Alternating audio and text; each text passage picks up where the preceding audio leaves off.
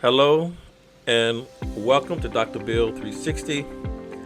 I'm Dr. Bill and I'm excited to be joined by Blessing, a master's student in education doing some groundbreaking research on virtual reality VR and its innovative potential in language education. So today's episode is all about how VR could have a significant impact on language learning from young learners to adults.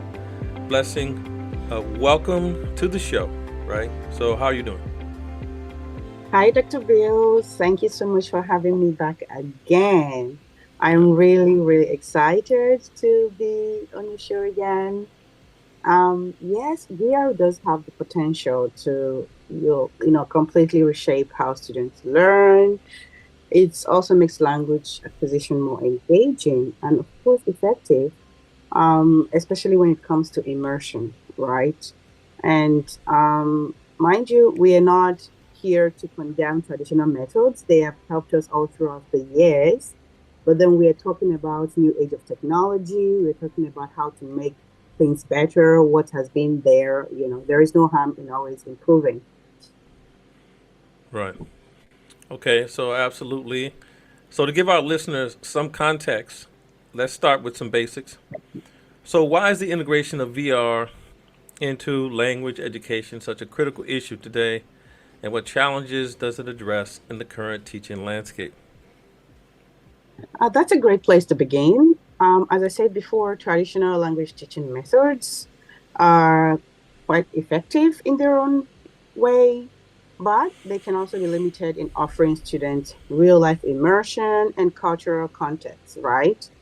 Okay. Um, VR provides this interactive and immersive environment where learners can practice language in a dynamic way. Let's Okay. say learners in China, for example, or other non-native English-speaking countries, they use the pen and paper, the book, and everything. But in VR environments, they are going to feel like they are not in China anymore, but some English-speaking, environment that everyone there speaks the language. Right. And this is awesome. It's like traveling on a budget, if I must say that Right. way. So, yeah. Okay.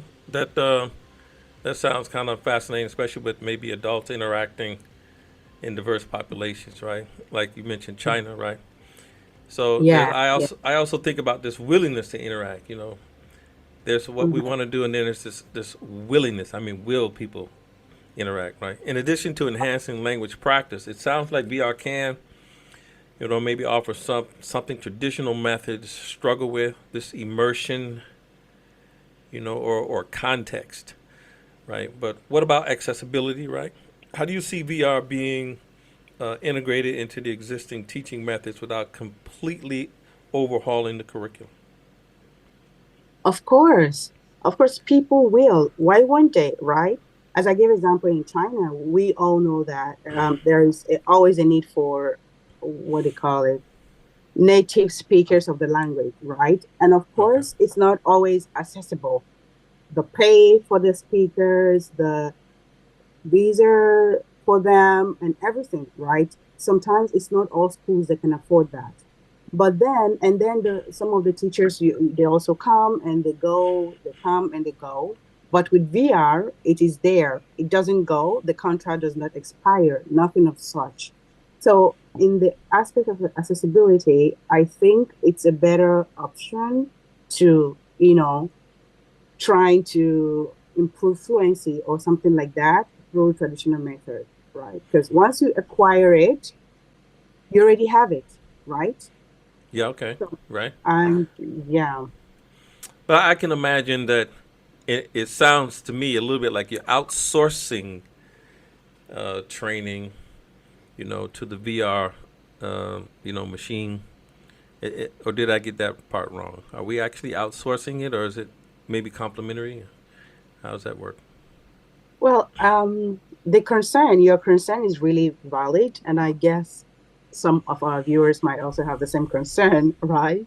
Right. Um, Right. However, the key point here is that VR should be like a complement. not a replacement. We're not replacing anything. We're just supporting what we already have. And the role of VR is to enhance and enrich the learning experience by providing this immersive environment where students can practice skills in ways that may not be possible in traditional classrooms. For example, Okay. let's say that we are learning vocabularies about going to the grocery store.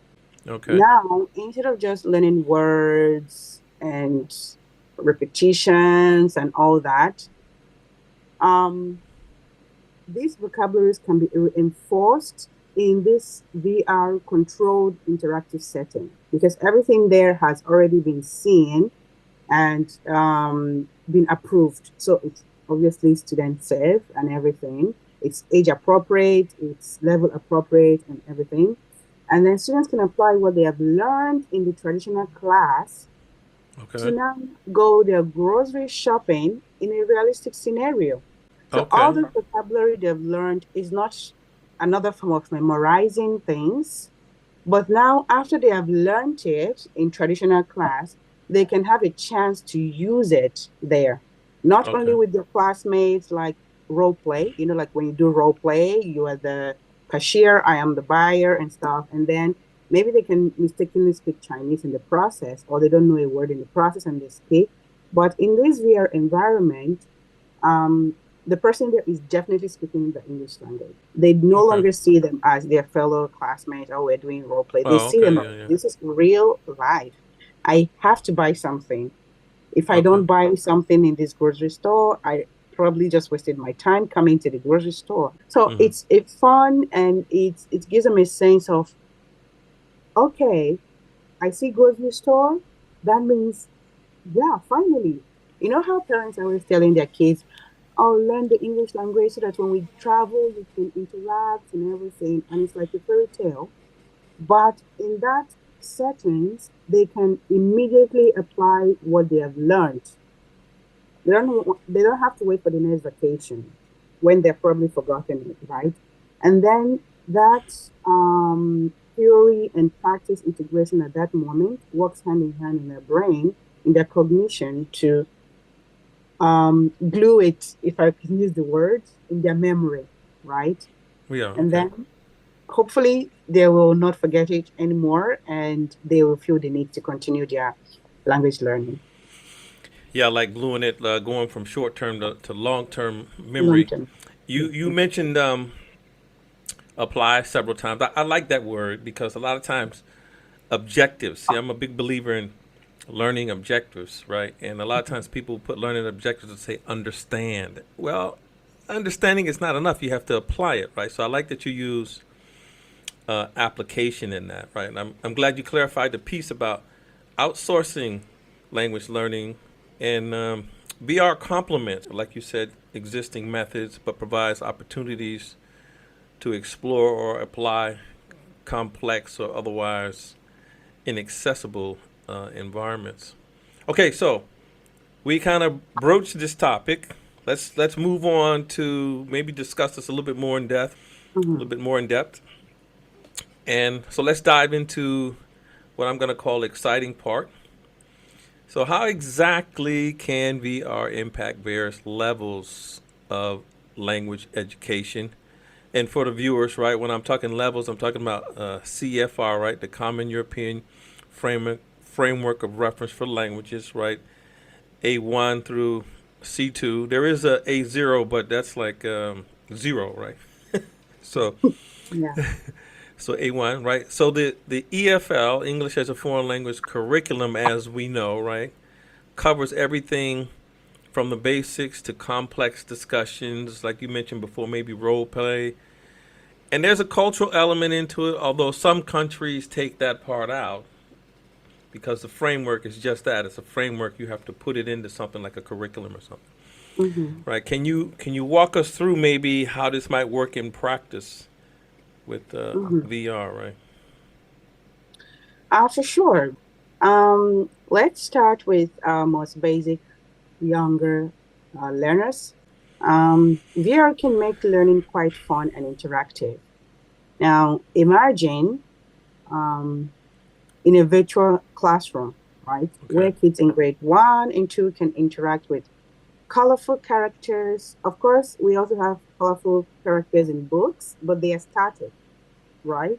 But Okay. in this VR environment, they are moving and they are not like you're watching some supplementary video material in class. It's Okay. like you are one of them, right? Like Okay. a kid. And you know how children love, like, to be feel like you are their kin, like you're with them, you are for them. They no Okay. longer see this teacher that is, there. This is my teacher and this is me. But there, they are all equal and interacting, right? This Okay. can help transform, language drills into very engaging experience that is both memorable and enjoyable. Imagine your, I don't know, 7-year-old or 8-year-old son or daughter coming to you and be like, "Oh, I played a game of what would I say? Catch, right?" And you think, "Oh, where?" You All think it's right. in the playground, but it's in an immersive world, and they used languages that vocabularies they learned for playing catch, like stop and all those things in there, and they're so excited telling you about it. So the Yeah. memory is already created in that process. Yeah, I can't help but going back and thinking as you're talking about this Bloom's taxonomy and these, understanding, remembering, understanding, application, and the higher levels, and we even talk about valuing. So I'm hearing that the student is making choices, right? I mean, it's not just something that's on a page and they're reading back. They're actually applying. They're doing the behavior, maybe in this VR environment that's possible, right? So I guess what you could be saying then is that VR can turn simple language exercises into an immersive environment where behavior, values, things like I say, Bloom taxonomy is one of my big things. Can be Mhm. can be actually used. The students is making choices. So what about older Yeah. students or even adults, right? So how does VR enhance their learning experience, particularly when they're dealing with more complex topics? Of Like I course. would say like grammar, right? Because which I think more of the adult students, at least in my experience, they don't want to deal with the grammar. I mean, so many times, I have lesson plans with grammar in it, and they frown. And I even had one B1 student recently, an adult student, just last week, as a matter of fact, and hasn't been back since I decided to put some grammar topics, about subject verb agreement, and what is the verb doing, and her words afterwards was that was bloody, and she hadn't been back, right? Yeah. So I totally get you for our older students, especially adults, when they want to learn the English language, they're like, "Oh, I just want to travel. I want to go to Paris and do some shopping. I want to go to London and ride the Big Ben, the what they call it again, the gap, what the the sh subway? the sh the shuttle bus, right?" Okay, And stuff like that. And I want to right. interact with locals. They don't want to bother themselves with all the grammars and whatnot. But yeah, for all the students from grade 3 to 12, and even adults too, VR can really simulate the real world scenarios. For example, our older students that want to just shop, right? They can now shop their favorite topic at a market or at a mall, traveling in a foreign country, right? Using this now, it can also be like what's the word? An incentive, right? Like you talked about your adult students that you just had a grammar lesson with and the student ran away. But if they know that once you're done with this, there's another thing waiting for you, something more exciting where you can apply what you learned, I don't think they're going to be so discouraged. I don't think they, I don't think they care. She mentioned wanting to be a manager, right? Yeah. And she used to often ask me, "Okay, give me some. You were in the Navy, right? Give me some things some pearls that I can use. So I do that. But when she said she wanted to be a manager, I said, you know, a manager sometimes people are going to hand you stuff, you know, like Mm-hmm. reports or something like that. You know, Mm-hmm. you can't just keep handing it back to them. You're going to have to look at it, maybe read it, and maybe you'll correct things or not. For me, I wouldn't correct them. I tell them, I look at it and I hand it back to them. They say, well, what's the matter? How come you didn't sign it, sir? I said, you want me to stop doing what I'm doing right now and do your work and read this and correct it? No, you take it back. You correct it. Then you give it back to me. You know, but they still have to be able to learn some grammar because I believe if you keep correcting these things for people when they bring them to you, Mm-hmm. that's what they're going to do. They're not going to actually take the time. But I learned in the Navy when you look at it and you see it's not good, you hand it back to them.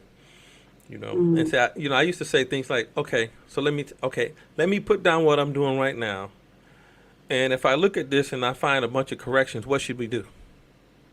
And they'll say, okay, never mind, sir, I'll take it back. You know, Mm-hmm.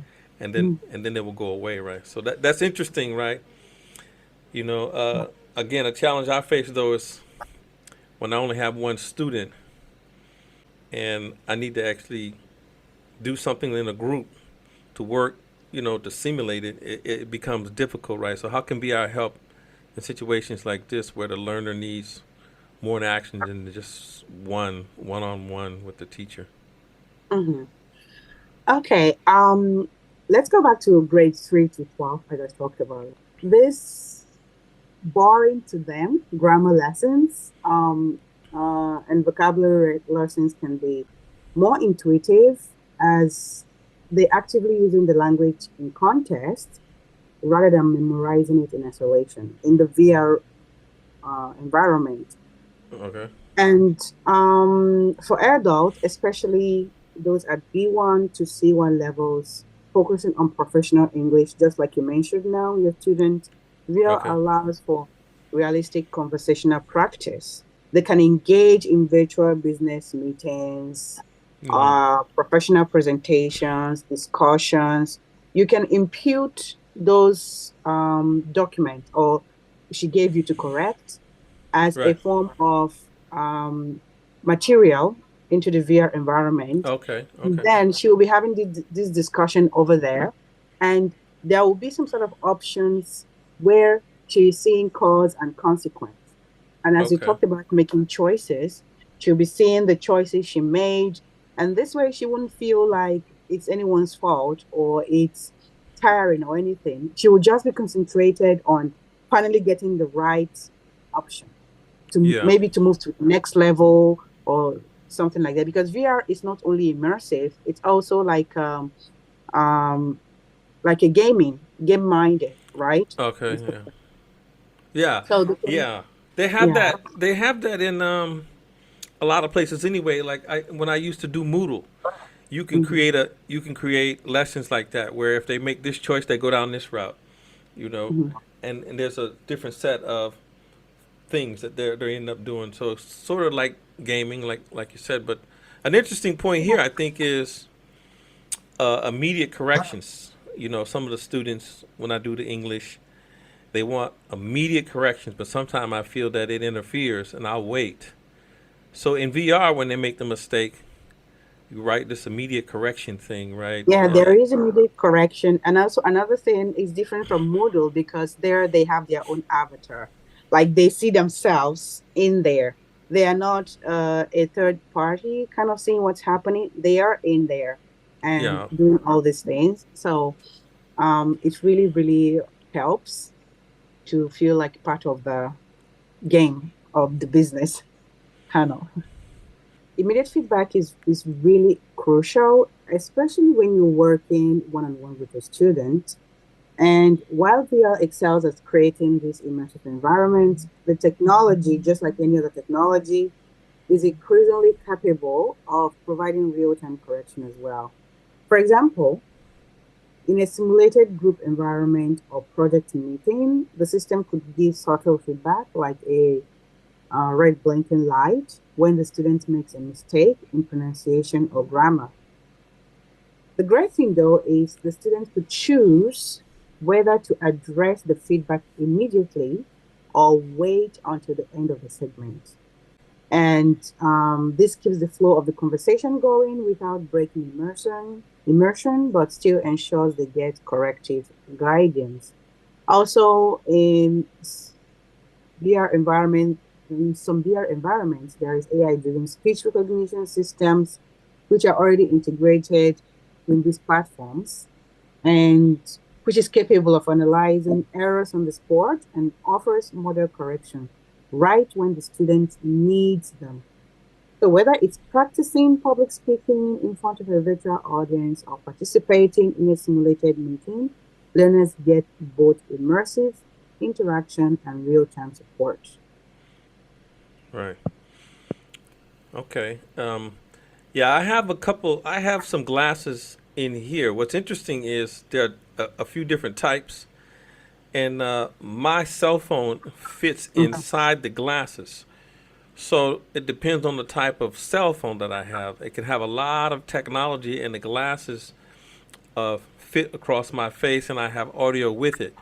But there may be some audio devices that are all in one. But I find that the ones that take my phone and I slide them in there. See, my phone is the real technology, and the VR device just makes it capable for me to use the VR. Now, there's some programs in the phone, right? Mhm. So the VR device and the program or application, they sync up, but the technology in the phone is pretty much so. I guess what I'm saying is uh, the phone technology and using VR are kind of connected, right? So Exactly. yeah, so the feedback from the learners or to the learners is important, right? Have there been any studies or examples showing how students react to using VR maybe in the classroom? Yes, of course. There's been studies that show that learners, especially younger students, are more motivated and engaged when using VR, right? Apart from, if nothing else, the fact that they have to put on something wild and fun Yeah, is okay. already okay. That one apart, that's the first stage, but the the immersion they feel from it, the immersive experience helps to improve not just language skills, but also retention, right? When students are actively involved Right. in real world simulations, they tend to remember the lessons better than when they would through rote memorization or traditional methods. Yeah, yeah, okay. All right, so we started out talking about the basics. We got it in depth a little bit. Talked about this language in VR. Now let's go for a little bit about implications for the future, maybe what's next. So looking to the future, what do you think are some next big steps for VR in education, especially in language learning, right? How does AI, for example, fit in all this? And what should educators and leaders focus on when thinking about incorporating VR into their classrooms? Yes, the future is really, really exciting and bright, right? VR is going to become a standard tool in education. That's my thinking, and that's what I hope for it to happen, Right, right, especially if we are talking about immersive language learning. AI will play a big role, of course, in personalizing this VR experience. And think about AI-driven virtual tutors or real-time feedback on pronunciation and fluency. yeah, For educators, the first step is to start integrating VR into their existing curriculum, even in the smallest ways. It doesn't need to be a huge investment upfront. For instance, you could begin with virtual storytelling or role play scenarios, right? So small steps, and we'll get there. yeah. I can see that absolutely. And while starting small makes sense, right? We need to consider the potential costs. You know, how much it's going to cost me. I know my boss used to say that all the time, right? How much Mm-hmm. it's going to cost me and the investments required over time. So entry level VR sets, from my knowledge or understanding, for example, like they have things like Oculus. It's a brand, I guess. Oculus Quest 2 range maybe in the neighborhood of 300 to 400 per unit, you know. And like I said before, I think the cheaper ones are the ones where you have your own phone, but kids may not even have their own phone, right? So which is accessible for maybe smaller pilot programs that they might want to do. Pilot, see if it works right first before you make a big investment. But as we look at the scale though across schools, especially with more advanced features like AI, virtual tutors, and real-time feedback, the investment potentially increases, right? So schools may need to budget for high quality headsets, which can be up to maybe 1,000 or more for professional grade equipment, along with the necessary software and infrastructure. I'm not sure about the cost related to how much it costs for a teacher, you know, and we're not trying to replace teachers. I don't want people to get that idea, right? But so on top of that, training students is crucial, obviously, and it's not just about giving them tools, but ensuring they know how to use the VR effectively in the classroom. So this also means investing in professional development programs, which could add hundreds of dollars, or potentially even more per teacher. So while it doesn't need to be a massive upfront cost, we do need to prepare, right, for both hardware and training investments to ensure the VR is used to its fullest potential, right? I mean, I don't know, your thoughts on that? Exactly, exactly. I do agree with you. And teacher training is very essential. If educators aren't comfortable with the technology, it simply wouldn't be utilized to its full potential, right?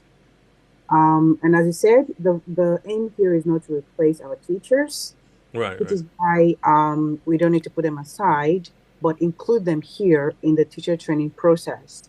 Schools need to invest in comprehensive training programs that allow teachers to integrate VR into their lessons smoothly. And as you mentioned earlier, the role of AI prompt design and familiarity with AI-driven tools will be key to getting the most out of VR technology. These investments, whether it's in hardware or training, I think they should be seen as laying the groundwork for long-term success, right? Nothing comes from nothing, right? Is that how it's said? Something, yeah, Nothing nothing, comes something from like that. nothing. Yeah, I Yeah. think we did have a conversation. It might have been offline about AI prompts. So Mm. when, like, if we're using AI, a lot of times it's about the prompt and what I call inter iterations. So, for example, sometimes when you ask AI a question, the answer that comes back, you as the domain expert know that that answer is not the best. So you tweak on it, right? So the prompt, the question you ask the AI, we call this the AI prompt or prompt design, right? So Yeah. so a lot of Yes. times people say it's the AI. No, it's not the AI. It's you. You don't know how to, the what we call KSAOs, knowledge, skills, abilities. You don't really know the skill set with how to interact with AI. Those are some things. So they want to blame it on AI. So Mm. that's like prompt design and iterations. So you ask it again, tweak it, answer it again, but you also have to be a domain expert, and teachers are that. They they know, they have knowledge of their own domain. They just need some maybe training with working with AI and this kind of stuff. So some good points you Exactly. make. Okay, I'm sorry. Go Yeah. ahead. Yeah, your thoughts on that? Exactly what you said there, because sometimes we are not aware that we are something, right? Because it has the word AI, they're like, oh, AI. And they forget that they're actually doing some of the prompting work with their students, trying to see if a student understands a concept, the idea of asking questions, the same question in different ways to get different angles, you Yeah. know. But then when it comes with big words, everything is like disappear into the wind. All of a sudden, we don't know what it is. Yeah, we are domain experts, and they will, oh, AI will give you the wrong answer. No, it wasn't the AI. You actually don't know how you say converse with the AI. So that's a great point we've been talking about here Plus, the school and organizations, right, need to consider how they can measure the effectiveness of programs. So what I'm getting at here is cost, impact. So you can't just have a program. Oh, they like VR. Okay, well, the finance guy is saying like don't get impact, like don't get cost savings. So Mhm. those are the kind of things I'm talking about there, right? Are there pilot programs that you may know of or case studies that show measurable improvements, maybe in language learning through VR, or is that something we need to do more work on? Yes, we're already seeing successful pilot programs that show increase in student engagement and measurable improvement in language acquisition, right? I keep using China as an example because recently I just went for an educator's short summer school there. And actually I saw that a university is already implemented this. They even have their own course book for students, the like manual on how to use this. So Oh, it's really? already implemented. Yes, Okay. yes. And then there is significant success in there, right? For example, learners in VR-based language classes often show faster progress in fluency and cultural competence compared to traditional classrooms. These pilot programs are proving that VR, when used effectively, can be a game changer. Yeah, I've seen it when I was reading the CFR. There were sections in there on cultural competence, intercultural competence, but I noticed in some curriculums they take that out. For example, in certain countries, they may consider that intrusive. This bit about cultural diversity and all that, they may consider that something they can take out. So the CFR have standards, but you take from it like a Mhm. cafeteria style, and you create your own curriculums. So there may be people who don't take that part. They don't Mhm. take those parts about cultural, intercultural competence and stuff like that. But absolutely, what you were talking about with the VR and AI, we need to continue to advance. So we're going to see maybe even more potentially, right, immersive or interactive experiences. I hope so. Language learning will be more than be beyond vocabulary drills and more into practical, real world applications where students can engage with native speakers. They always say native speakers, right? You know, uh, and cultural context, right? So it's going to require, though, I think, the adoption from both teachers and students. And there will be those, right, who are, there's always those people who don't want to play.